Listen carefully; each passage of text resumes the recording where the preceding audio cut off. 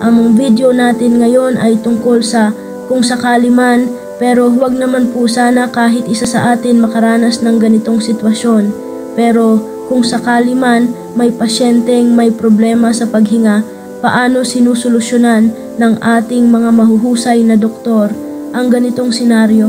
Halimbawa, kung ang pasyente ay sobrang hirap sa paghinga, paano ito sinusolusyonan ng ating magigiting na doktor? Una, hihiwain ng doktor ang harapang leeg ng pasyente.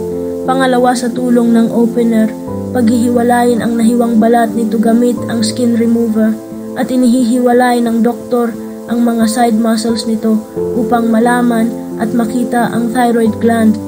Sa pamamagitan sa pagputol sa thyroid gland, makikita ng mga doktor ang daanan o daluyan ng hangin.